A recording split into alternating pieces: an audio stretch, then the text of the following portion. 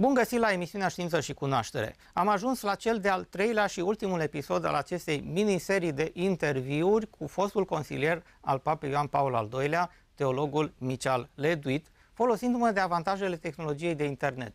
Vă spuneam data trecută faptul că Miceal Ledwith a studiat teologia la modul practic, urmărind să descopere de ce, după peste 2000 de ani de creștinism și alte religii, oamenii au trăit rareori o cunoaștere de sine sub forma unor experiențe mistice.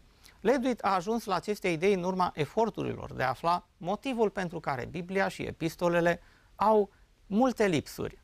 Ledwith precizează că și-a dedicat viața căutând răspunsurile la marile întrebări existențiale. Cine suntem? De unde venim? Încotro ne îndreptăm? Spre surprinderea sa a observat că răspunsurile oferite de marile religii sunt dezamăgitoare, sentimentale și lipsite de conținut, sau, cum spunea filozoful francez Maurice Blondel, nu e o problemă de intelect, ci de gust. Nu numai teologii și adepții religiei se lovesc de aceste aspecte metafizice, ci și unii oameni de știință, care se simt poate prea singuri și descurajați în fața unui univers rece și impersonal. Dar imaginea acestora despre o eventuală realitate de ordin superior este foarte diferită de cea a bisericii și a religiilor tradiționale, aflându-se adesea în contradicție flagrantă cu dogmele oficiale. Ledwith a devenit preocupat atât de interpretările științifice ale acestei realități de ordin superior, cât și de cele mistice din afara bisericii, întâlnindu-se în căutările sale cu învățăturile lui Ramta, alias G.Z. Knight, care a suscitat interesul multor oameni cu pregătiri diferite. Ca și multe alte școli spirituale, școala chintesențială a minții a lui Ramta îndeplinește toate caracteristicile unei secte, dar cu diferența că unele dintre ideile și textele recepționate de G.Z. Knight într-o stare modificată a conștiinței oferă anumite explicații neliniștilor noastre metafizice. Aceste neliniști și întrebări se nasc în mod firesc în corpul și mintea noastră. Ele caută în permanență răspunsuri, ele caută semnificațiile din viața noastră, dar nimeni nu poate oferi răspunsurile sau direcțiile pe care să mergem. Miceal Ledwith afirmă faptul că unele din marile religii au prezentat speranța și destinul uman într-o manieră atât de copilărească, insultătoare și sentimentală, încât mulți gânditori raționaliști au renunțat la orice speranță legată de divinitate din viața lor. Cu cel puțin un an înainte de a afla despre povestea și preocupările domnului Ledwith, am luat legătura cu profesorul și cercetătorul Adrian Pătruț, ale cărui preocupări diverse includ nu doar chimia și parapsihologia, ci în primul rând biologia, psihologia și religia, iar cartea sa, Știință, chimie, nanoclusteri, apărută în tiraj limitat în anul 2007 la editura Casa Cărții de Știință, evidențiază problematica complexă și delicată a științei versus religie. Cu ocazia unei întâlniri recente, am înregistrat următoarea declarație a profesorului Adrian Pătruț.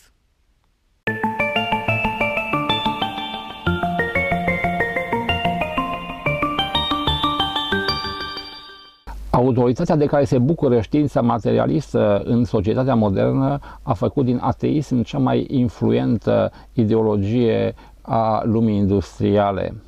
Deși în ultimele 2 decenii această tendință tinde să se atenueze, numărul celor care practică religia cu seriozitate și se consideră credincioși a scăzut considerabil odată cu progresul științific. Datorită seducției pe care știința materialistă a exercitat-o asupra societății industriale și a progresului pe care l-a determinat și a prosperității ajunse cel puțin la un moment dat, știința occidentală a devenit un factor de subminare a credințelor și a convingerilor religioase. Adesea chiar persoane cu o educație religioasă serioasă ajung să aibă îndoieli serioase după ce urmează o pregătire de tip științific, fiindcă se confruntă în scrierile religioase cu anumite fapte care par tot mai greu de demonstrat. Probabil că nimeni nu a zugrăvit mai bine modul în care știința a îngenunchiat, cel puțin temporar, religia pe tărâmul cunoașterii decât a făcut-o Stanislav Grof prin aceste cuvinte din cartea sa Jocul Cosmic. De remarcat faptul că Stanislav Grof, un om de știință american de origine cehă, este un fondator al psihologiei transpersonale și al mișcării spirituale, sau dacă doriți, neospirituale moderne. El este unul dintre cei care cer cu insistență înlocuirea sau eventual amendarea modelului științific materialist oficial de astăzi cu un model care să admită și anumite aserțiuni ale filozofiei perene. Filozofia perenă este un termen introdus de către Leibniz și dezvoltat de către Aldous Huxley pentru a descrie imaginea coerentă, concretă despre realitate, ca natură și despre sensul existenței, formată și susținută de toate marile tradiții și curente spirituale, religioase, ezoterice, mistice și magice ale lumii, care ar forma așa numita înțelepciune tradițională. Astfel, toate societățile și grupurile preindustriale sau premoderne au afirmat cu fermitate că lumea materială ar fi doar o parte a unei realități mult mai complexe, care mai cuprinde unul sau mai multe nivele superioare ale existenței. Cosmologiile, mitologiile, curentele și mișcările spirituale, fie ele religioase sau nu, susțin că există o sursă creatoare a materiei fizice, a realității, a vieții, a minții, care este de obicei situată dincolo de lumea materială, de realitatea fizică. Această sursă supremă a fost denumită foarte diferit în spații culturale distincte. De exemplu, Dumnezeu, Jehova, Allah, divinitatea, divinul, conștiința universală, mintea cosmică, întregul nediferențiat, absolutul metafizic, Brahman, Ahman sau luminosul sunt doar câteva dintre aceste denumiri ale realității de ordin superior. Sursa creatoare considerată inteligentă a reprezenta un reper absolut situat undeva dincolo de spațiu și dincolo de timp, într-un eternal now, într-un veșnic prezent care este distinct de realitatea fizică, cea care este here and now, aici și acum. Esența spiritualității și esența religiei consideră că în fiecare ființă umană sălășluiește un ceva, hai să spunem cu ce mic, care este denumit în mod diferit suflet, spirit, jiva, atman cu a mic, conștiință, dacă doriți, minte, un ceva nepieritor care este o parte, o exprimare a acelui ceva cu ce mare care este absolutul suprem. Fie acesta considerat divin sau nu. În această accepțiune, viața fizică este doar intervalul de timp în care acest principiu etern, nepieritor, este încorsetat temporar în personalitate, spațiu și timp. Moartea fizică sau moartea biologică este considerată în acest model doar o eliberare a ființei din această triplă încorsetare și nici de cum, așa cum consideră știința, o înfrângere finală a omului cu un sfârșit inexorabil. În teoriile spirituale, eliberarea din tripla încătușoare, reprezentată de moartea fizică, îi permite principiul nepieritor să-și continue nestingerit evoluția în planurile superioare ale existenței. Știința experimentală cantitativă s-a dezvoltat treptat și totodată accelerat, urmând în bună măsură o agendă proprie. Principalul obiectiv al științei, cel declarat de Max Weber, a fost dezvrăjirea lumii pentru a descifra, înțelege și explica în termenii paradigmei științifice tainele creației. Situația a luat însă o întorsătură complet neașteptată. Deși inițial știința hai să spunem, avea elemente religioase. Primii oameni de știință au fost profund credincioși. S-a întâmplat un lucru ciudat. Urmând propria sa metodologie de tip empiric, analitic, inductiv, știința a ajuns să dezvăluiască lumea atât de bine încât treptat l-a ignorat, l-a uitat și l-a ucis pe Dumnezeu, așa cum spunea Nietzsche. Pas cu pas, știința a devenit paradigma oficială și ea impune viziunea asupra lumii care este general acceptată, acea imago mundi.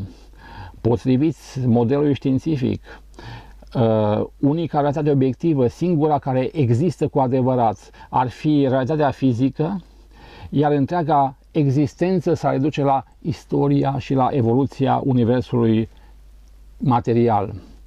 Viața, mintea și inteligența sunt considerate doar rezultate oarecare târzii ale evoluției materiei după miliarde de ani de existență.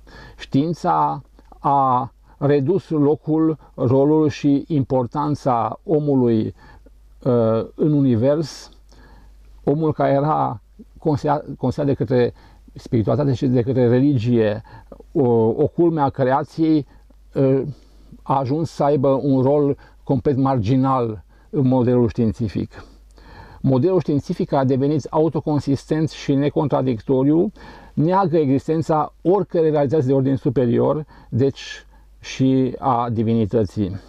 Știința afirmă răspicat că nu există și nu este nevoie de niciun creator, că nu există niciun principiu nepieritor, fie el suflet sau altceva, iar viața fizică este singura reală, ea fiind curmată de moarte, care e sinonimă cu sfârșitul definitiv.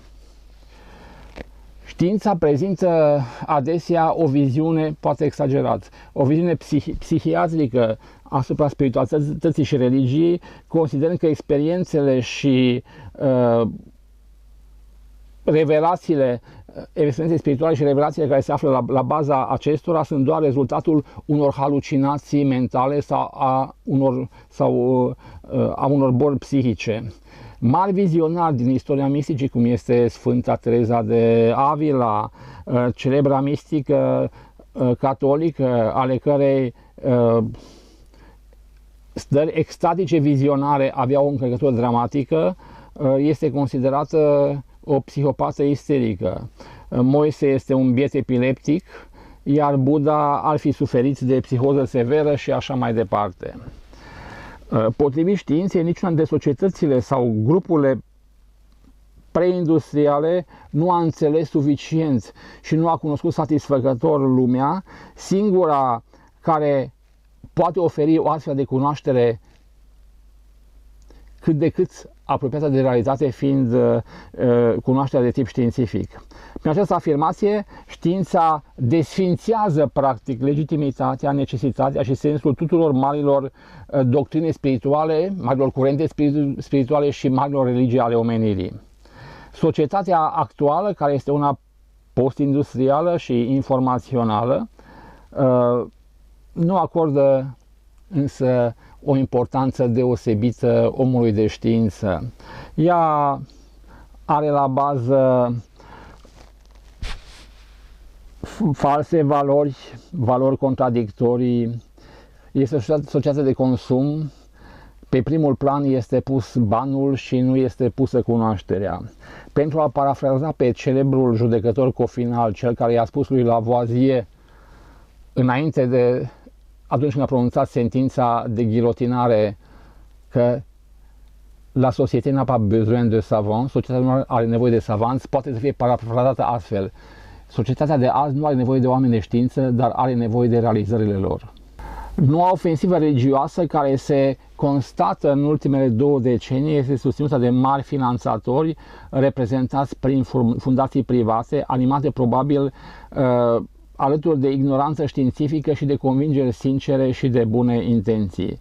Pe lângă acestea apar anumite voci, mai din cadrul societății civile sau cum este de exemplu Bruce Lipton, care cer recunoașterea unor componente diferite, speciale, bioinformaționale ale ființei umane.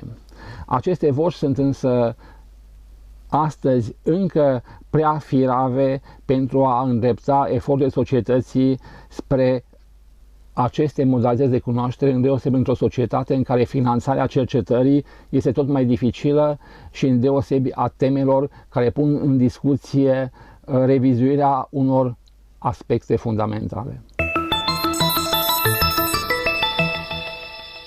În continuare vom difuza cel de-al treilea interviu cu Miceal Ledwith, în care domnia sa ne va vorbi despre mentalitatea modernă a universului în formă de hamburger, originile religiei, calendarul maiaș și așa numita Apocalipsă după Ioan, care, în opinia domniei sale, ar fi un manual de dezvoltare personală. Lucruri uimitoare, inedite și fascinante numai la știință și cunoaștere.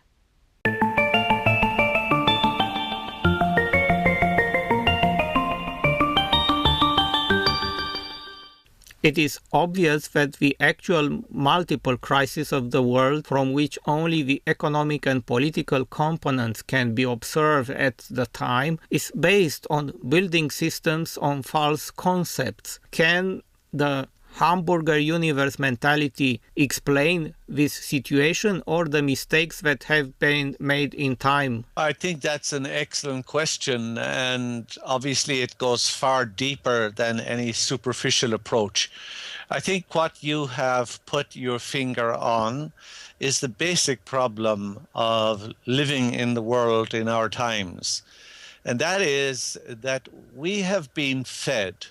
And I'm not saying it was done with malintent. I'm saying it was most likely done with all good intentions. But we have been fed a whole system of fundamental beliefs that are basically out of sync totally with what we know about the facts of how the universe operates and how the human being operates. And unfortunately, most of the input that we have about matters of ultimate concern, like where did I come from, what should I do while I'm here, where am I going, what may I expect after death, and of course the great question, which none of the three great Western religions, Judaism, Christianity, and Islam, have anything at all to say. However bizarre their beliefs about what follows life may be, they have not to say about what precedes birth. But anyway, I'm sure as we progress in this program, we will be able to examine some of these. But my years of experience as a theologian, I was for 17 years a member of the International Theological Commission, which is a small group of scholars that are chosen to advise the Pope. And I was a professor of theology for many years, and I was also a university president for just 10 years. But in all of that experience, I began to realize that most of our fundamental beliefs about reality need to be radically redefined.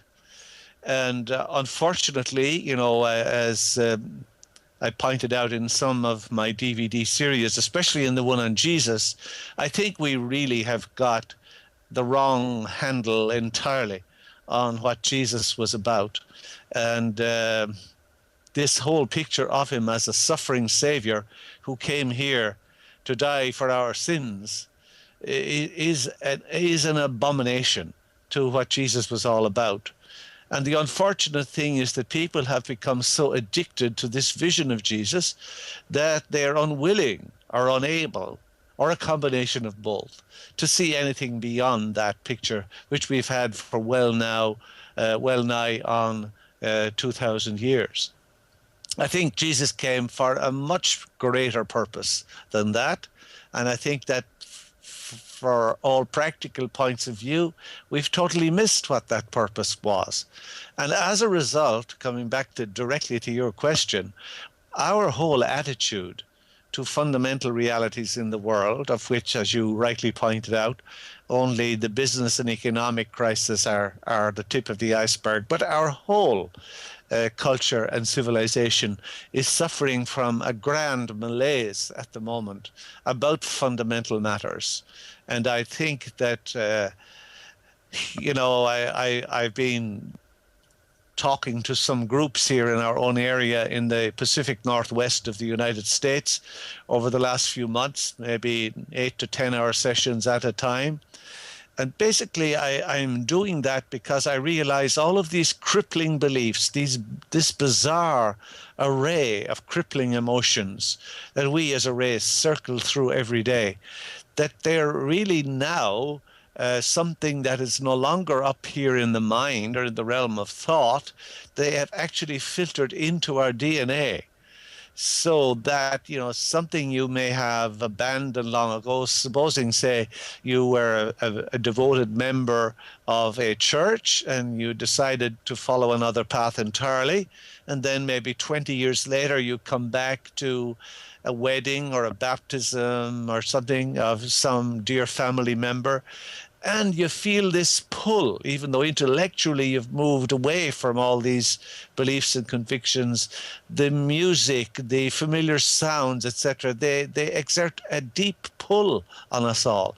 And that is, I think, a very compelling indication that all of these beliefs that we have absorbed from the past and our ancestors' beliefs, which of course come to us with our DNA, are exerting a profound influence on the way in which we interpret any evidence that comes before us. So in a very real sense, any kind of spiritual evolution that we may choose to embark upon today is very illusory if we think it's about getting new information alone. That is an essential first step. But I assure you, what really has to happen is a body cleanse, a deprogramming, not to sound too dramatic, of our DNA, which means going back to the very sources of all these fundamental beliefs about God, about human destiny and purpose. Why are we here? What should we do while we're here? Are we supposed to obey, 10 commandments if we're in Christianity, 538 if we're in Judaism, 722 if we belong to Islam? Is that why we're here? And then God, who's observing us, as I caricatured in my DVD, The Hamburger Universe, God is watching us from above, of course. That makes me very worried about the Australians. When they look up, I wonder where they're looking. But anyway, are we here to obey all of these rules? And God checks them off. I presume now he uses a computer. Like everyone else, he's moved with the times and has closed the book of life in exchange for a computer program. But is God recording all of these things I did not do, or did mediocrely? And then at the end of life, God presses enter on his laptop, and I'm either sent up to heaven to sit on a damp cloud for all eternity, staring at God, which is supposed to be the main benefit of heaven, the beatific vision, or am I sent down to hell to burn for all eternity?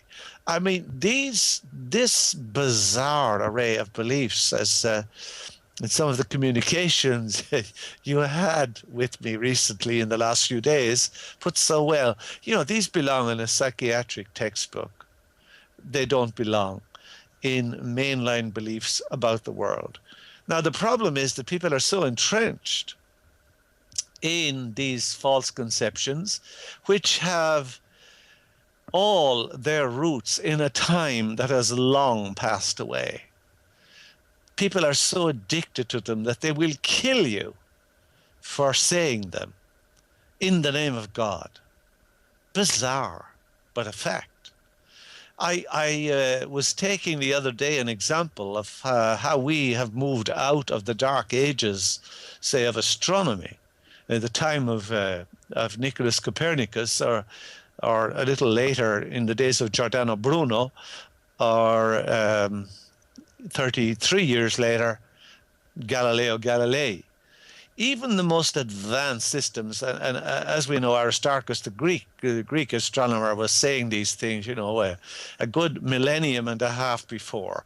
But leaving all that aside, the state of awareness of the universe, that Nicholas Copernicus was propounding, or that Giordano Bruno was burned alive at the stake in the Campo dei Fiori in Rome in 1600, February the 19th, or even the insights of Galileo, who first got into trouble, we should remember, with the Inquisition, because he was an astrologer, not an astronomer. But leaving all those aside, you know, Copernicus, Bruno, and Galileo would not recognize the universe in which we live today. And the Kepler spacecraft that went up about 3 or 4 years ago is only focusing on 1/400th part of the sky.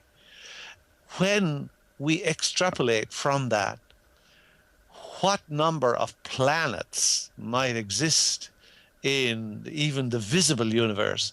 I mean, our mind is boggled. And of course, it was a great, I suppose, psychological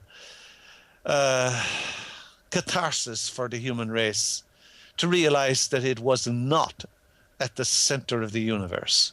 Now, that's 400 years ago. But even though we abandoned our geographical place at the heart of the universe 4 centuries ago, we have never really abandoned our psychological belief that we are psychologically at the heart of the universe, and that religiously we are at the center of everything in God's design. Now, given the information that's pouring into us from sources, say, like Hubble and Kepler, we now are going to face the greatest catharsis ever as a human race if we're open to it, which of course most are not, because most people want to be taken care of and feel comfortable and do not want to address ultimate questions. That's fine. They can always come back again. This is why reincarnation is at once such a wonderful, comforting tool, and on the other hand, such a threatening reality. So, you know, there's no limit to the number of times that you can come back to try to relearn the lessons that we didn't learn this time around. But basically, at the time of Galileo, we moved out of the dark ages of astronomy into something much greater. Nowadays, in the year 2012, we have not yet even got to the dark ages of understanding truly our place in this universe, in the sight of God, and in terms of human destiny and purpose. I hope we will. But when we do, you know, the colossal letdown to realizing that we were not at the center of the geographical universe, that we have a very poor address, in fact, that we are living on the fringes of a moderate economy-sized galaxy, which in itself is in the boondocks of what we know of the universe. For the human race to accept not alone that it's not the be-all and the end-all of everything that exists, but to realize that in practice, we're going to have to swallow the bitter pill, that not alone are we the most advanced and developed species in the universe, we may actually be one of the least advanced and the most degenerate species, a failed civilization in terms of the higher realms of spirit and matter, which we're now beginning to unfold and to beginning to prod deeper into, a thing which happened over a century ago in a serious way with the discovery of what we now call quantum physics. And I know in our generation, probably, certainly within the next 100 years, quantum physics will be as dead as the dodo, because we'll have moved on to a much more comprehensive and embracing frame of reference to interpret reality. So I think, yes, back to your question, I'm sorry to have talked so long, but I think, you know, most of the major problems of the world at a humanitarian, at a business, at an economic, at a general all-over view, come back to the fact that we are operating, to use a computer analogy, we are all operating with a seriously defective program that's infected by all sorts of viruses from every side. I have another question related to the first topic, and that is the fact that modern Abrahamist religions are based on the same concept and dogma like 500 years ago, and almost nothing has changed since then. And my question is, what are the origins of religion from your point of view? Yeah, I think you're absolutely right that basically, the modern religions, say in the West, especially say in Europe, and of course even more so here where we are in the United States, they are basically continuing to function in some way, shape, or form as they did many centuries ago. However, I spoke to the conference in South Africa, in Johannesburg, in the end of November last, which was about the origins of the human race. And I think, even if we go back to the time of the Renaissance here in Europe and so forth, we're not getting really to the heart of the problem. Because one of the main reasons why the message of Jesus was so distorted is that we never really understood the place of the religions and how they came forth. And at that conference in Johannesburg last November, I was talking about the basics that went into the formation of the modern mindset that we have about religion, about God, about everything else.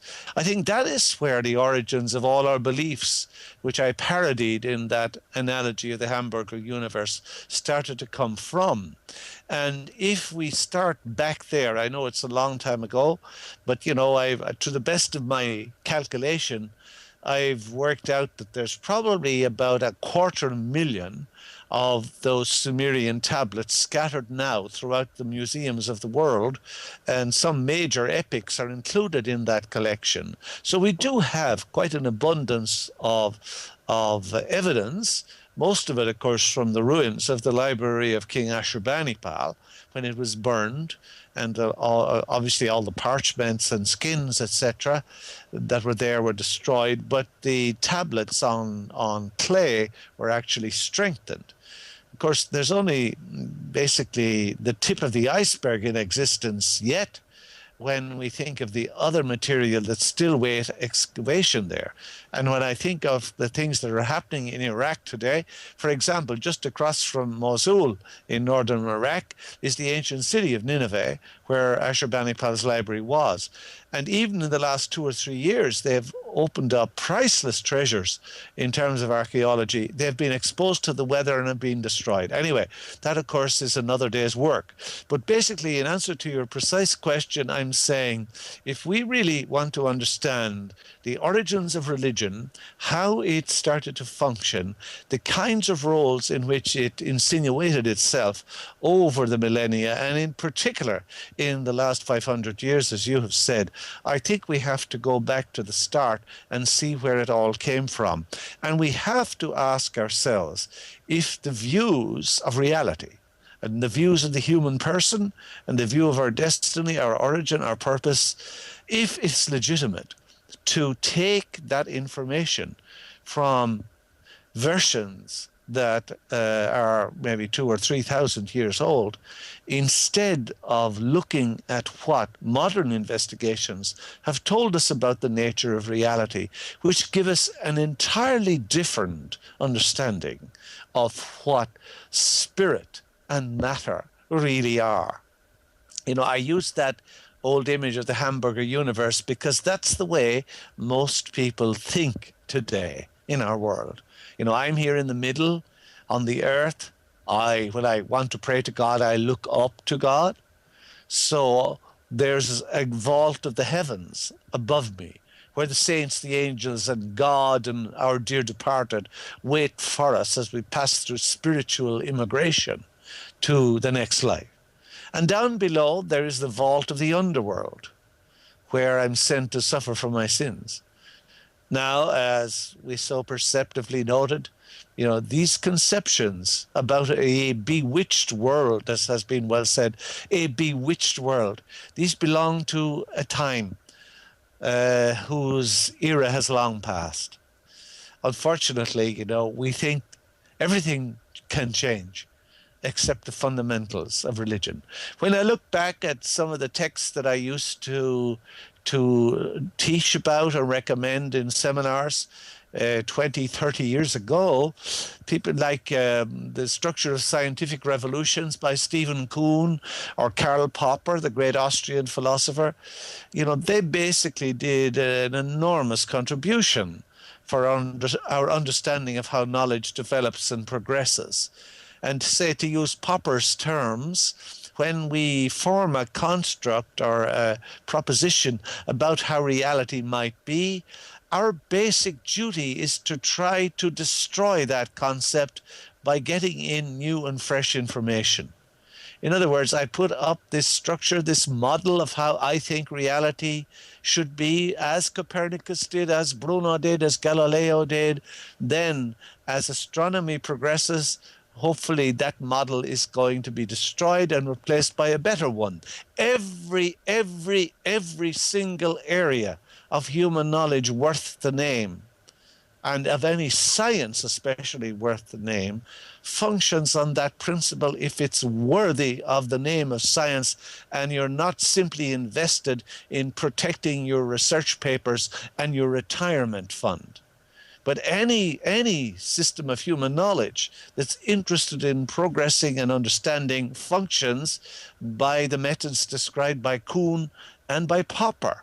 The only one sphere of knowledge that disallows that is belief in God and human destiny and purpose. In other words, theology.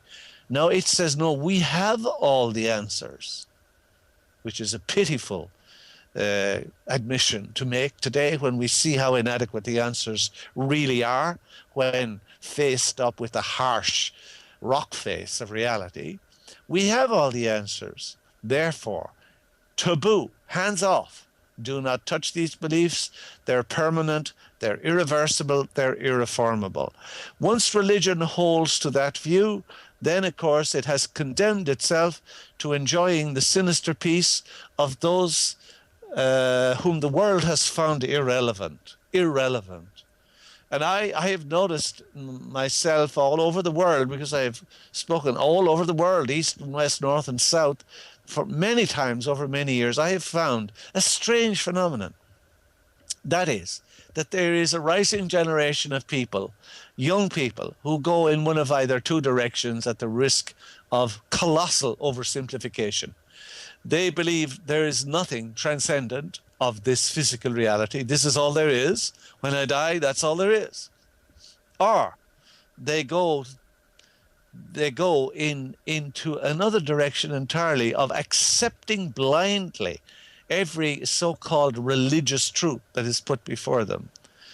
But I have further noticed, and even though this has been on the wane, it was more prevalent and noticeable in the 90s and in the early 2000s, that people were, by and large, disenchanted with what we might call institutionalized Christianity in the Western world, whereas they found God very attractive.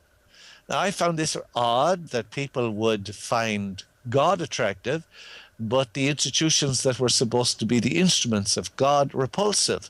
And it wasn't because they were, hostile or aggressive or dismissive. They just seemed to find that the institutional religions had nothing to say to them anymore. It wasn't that they were antagonistic or hostile. It was just irrelevance.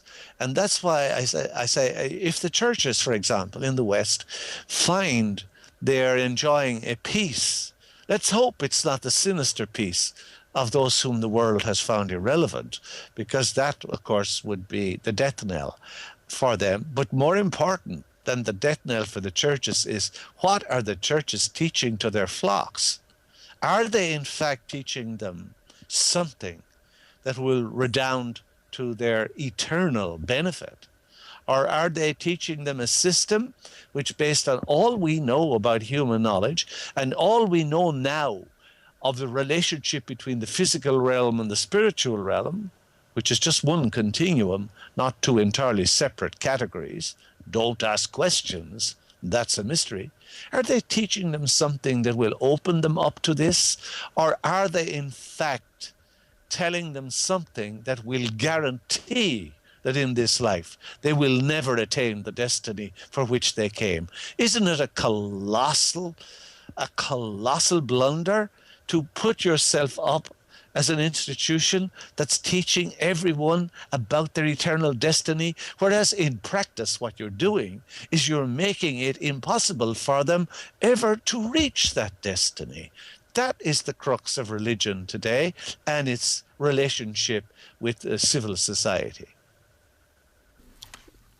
I heard of some new discoveries linked to the Maya calendar. Sure. A written calendar form which does not mention nothing about a Turner or a special event for the year 2012. Do you have further knowledge of these new discoveries? Well, thank you. That's an extremely good question, especially this year when there's so much notice. Even I notice here on the ads, I look at the news, I don't look at much television, but I notice even in the ads at high times of viewing, even the Mayan calendar is beginning to figure in the advertisements.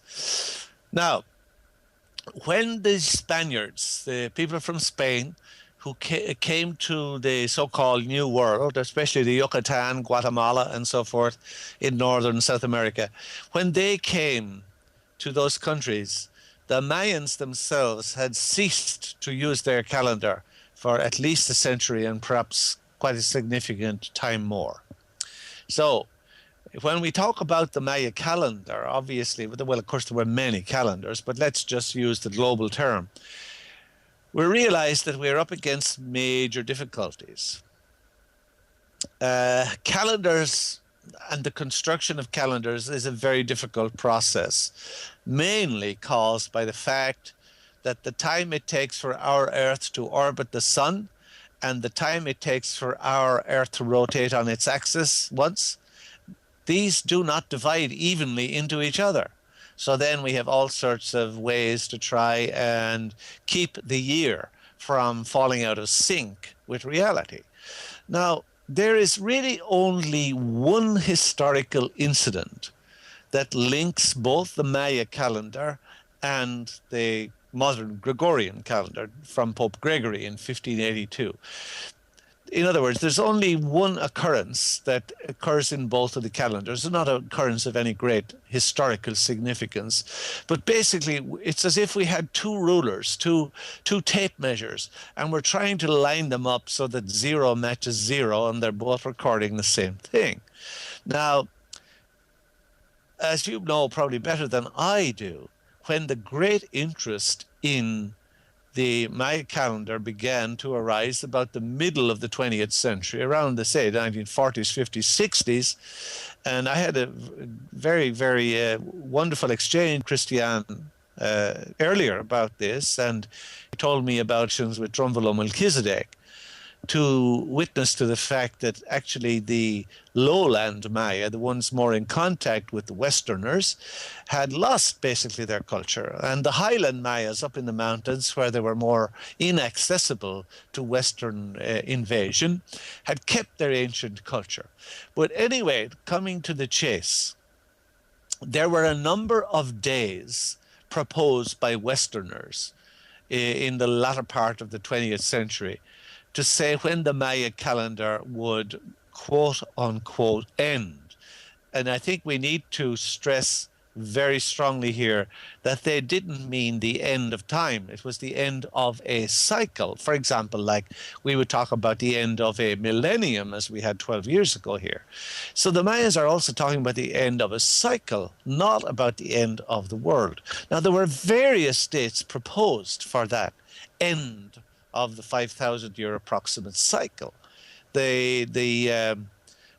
of the dates that was proposed was the 28th of October of last year, 2011. Obviously, we survived that. That wasn't an end date. Then the other two favorite dates proposed by the Western researchers were the winter solstice 2012 or the 23rd of December 2012. 21st or 23rd of December 2012. Those were the three dates proposed by the Western researchers in the latter part of the 20th century. Now, from the information I got from Drumvalo Melchizedek, who lived with the Highland Maya apparently for quite a long time, the end of the Maya calendar's present cycle is between the 18th and 19th of February of 2013. Okay, that's fine. Now, the point I think we should stress is that there isn't any new evidence coming up as such, apart from that one that I am aware of. But you have to realize how imperfect the Western researchers' early investigations were in proposing those 3 dates for the end of the Maya calendar, which now apparently the Maya themselves say none of them are accurate. It's actually in February of 2013. However, that is only one point. There's 2 other points. Let me make one of them first. The Maya, as far as I know from extensive study of their sources, never, ever, ever said that there would be catastrophic destruction at the end of their cycle. In other words, at the end of the present phase of the Maya calendar. It's not the end of the Maya calendar. It's the end of the present phase of the Maya calendar. Just like when we crossed the year 2000, it was the end of a millennium in the Gregorian calendar, but it was certainly not the end of the world, despite all the hype that was there about Y2K and all that stuff. So I think we're dealing with something similar here. Now, given the state of affairs that exists in the world today, and anyone who has been studying the sun, and I went into this extensively 5 years ago in my DVD 2012/13 Alignment of Chaos. I mean, anyone who has been studying the movements of the sun over recent years, and I see no reason to change much, if anything, of what I did there 5 or 6 years ago, we are in very disturbed times in relationship with our local star here, the sun. And I don't know what is going to happen, but it seems to me that a lot of stuff is on the cards to happen. What I would like to stress is that this should not be tied to the so-called end of the Maya calendar, because it isn't the end of the calendar. It's the end of a phase, a period of the calendar. But the Maya themselves never said that there would be widespread destruction or the end of the world or the end of the world as we know it. They didn't ever say that, as far as I am aware.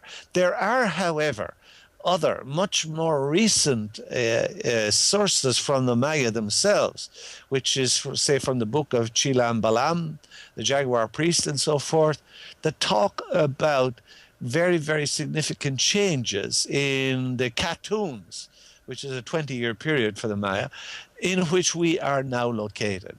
So the 2 Katuns before 2012, 13, wherever the date is fixed, are going to be signs leading up to great changes.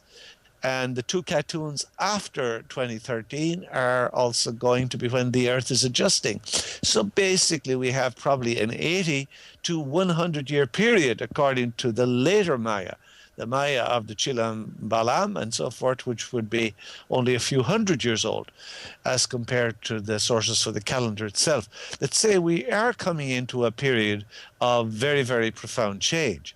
And I think most of those changes will be related to the sun. Yes, there are many historical records which describe the influence of solar flares over the telegraph and cable communications. But in the next minutes, I'd like you to tell us more about the intrinsic meaning of the book of Apocalypse and how it has to be decoded as an initiatic text. And I want to ask you if this meaning or role is present too in the other apocryphal descriptions of the biblical apocalypse.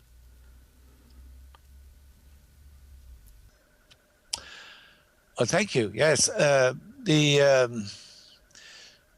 may say, though, if I may conclude for a brief moment before I move to that if a storm of even the magnitude of the Carrington event were to occur, we have to be prepared for catastrophic failure of our electrical grids, because I talked about these 5,000 major transformers here in the United States. Now, you just can't go somewhere and buy one of those transformers off the shelf. They need to be pre-ordered. They take months to make. So if we have a catastrophic event from the sun, which wipes out those transformers or a significant part of them, we are facing a major, major situation in the world, because all of our electronic things that we take for granted, our television, our cell phones, our computers, etc., even Skype, which we're using, could well be threatened, because none of these transformers have been hardened against that. So many of the satellites have not been hardened. So I'm saying it would take a very, very simple phenomenon of nature to bring us all essentially back to the Stone Age because of some activity of the sun, because we're catastrophically unprepared. So that's all I want to say on that. And I move on to your other question about the apocalypse of St. John, so-called.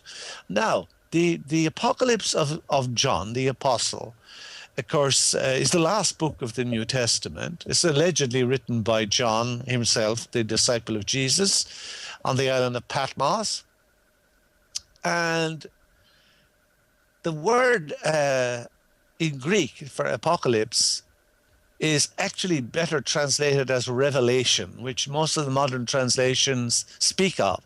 But in fact, because people, I think, misunderstood that book to talk about impending doom and disaster, it gave that word to the English language. I'm sure it did so in Romanian too.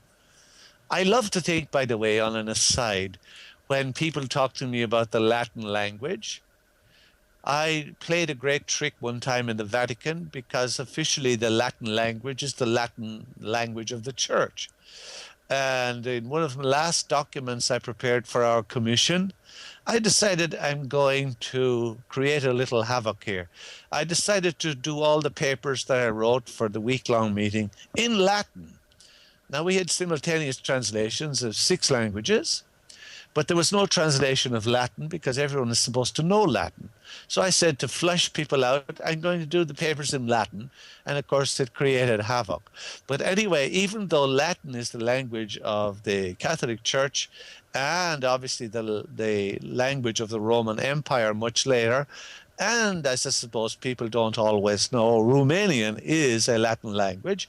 I think what is not often remembered is that Romanian, or the ancestry of Romanian, is from where the Latin language came, not vice versa. In other words, Romanian is not a Latin language. Rather, Latin is a Romanian language. So I want to salute those people from the Bucej Mountains and around Brasov and Bucharest. You are the ones that gave a great vehicle of Western culture to the world. That is a footnote. It's not a diversion. I'm not distracted here. But anyway, the book of the Apocalypse of John should rather be translated the Revelation of John.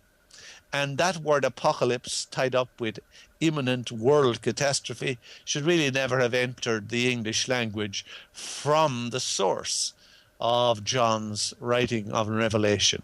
However, if you look at that book carefully, you will see that it is basically an account of John the Evangelist's own spiritual journey. Or if we take in elements, say, from the Buddhist or Hindu traditions, then we begin to realize that John is talking about the elevation of his own energy or focus from the base seals of the human being up to the top of those seals. I think that is what John is talking about in the book of the Apocalypse. He's talking about the raising of energy through those 7 seals, the breaking open of those 7 seals, coming up into a higher consciousness. Now, if we have all come into existence from what science, say people like Erwin Laszlo and company would say today, if we have all come into existence from point zero, which is the word scientists are usually more comfortable with using, as opposed to God, then we all exist, each of us, in those 7 planes right up to the source. So you and I are existing in all of these planes. When we die, we lose just the physical body, our medium, our modem of interaction with the first plane. The other 6 parts of us, quote unquote, are still intact.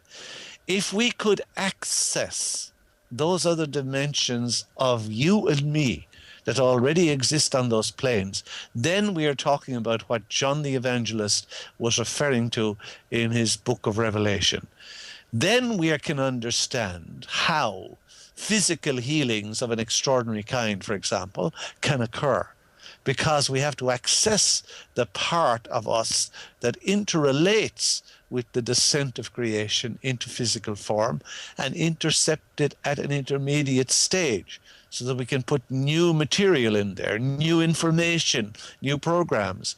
If I'm crippled, I put a new program in there. If I understand a more enlightened version of reality than the hamburger universe, if I understand the reality is basically a 7-tiered structure, to put it in crude physical terms, because that's all we can do at this point, then we begin to understand that there really are, as I've pointed out endlessly, really no such things as miracles.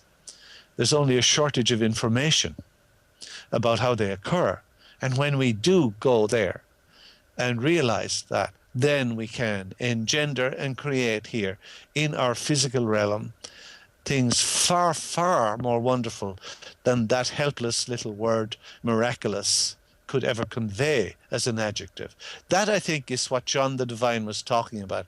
You know, you can turn yourself on your head about trying to interpret the Apocalypse of John as an indicator of tough times on our immediate doorstep. I believe there are tough times on our immediate doorstep. I do not believe it has anything to do with the Apocalypse of John, and I don't believe it has anything to do with the end of this phase of the Maya calendar. I think it has everything to do with the sun.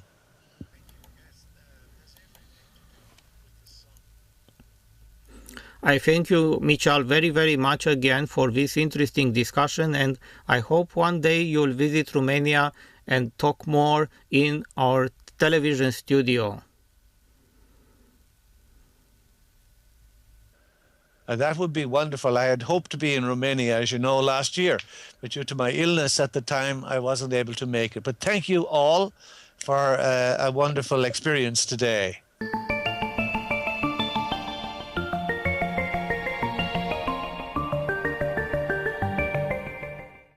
Ați vizionat a 3-a și ultima parte a acestei miniserii de 3 interviuri realizate pe internet în luna mai 2012 cu fostul consilier al papei Ioan Paul al II-lea, teologul Miceal Ledwith. În loc de concluzii, aș putea cita câteva fraze din cartea lui Stanislav Grof, Jocul cosmic, în care se spune următoarele. Religia organizată, lipsită de componenta ei perceptivă, a pierdut în mare măsură legătura cu profunda ei sursă spirituală și ca rezultat a devenit goală de orice sens și tot mai irelevantă în viața noastră. În multe situații, viața și trăirea spirituală bazate pe experiențe personale profunde au fost înlocuite de dogmatism, ritualism și moralism. Cei mai beligeranți partizani ai religiei cotidiene insistă asupra credinței literale în versiunile ezoterice ale textelor spirituale care, pentru mintea modernă educată, par copilărești și flagrant de iraționale. Nu încape nicio îndoială faptul că dogmele religiilor organizate se află în general într-un conflict fundamental cu știința, indiferent dacă aceasta folosește modelul newtoniano-cartezian sau este ancorată în paradigma cuantică. Experiențele spirituale, la fel ca oricare alt aspect al realității, pot fi studiate științific. Întrebarea critică în această privință se referă la natura și statutul ontologic al experiențelor mistice. Dezvăluie ele adevărul profunde despre unele aspecte fundamentale ale existenței sau nu sunt decât produse ale superstițiilor, fanteziei ori bolilor mentale? Fiți alături de noi data viitoare la o nouă întâlnire cu știință și cunoaștere.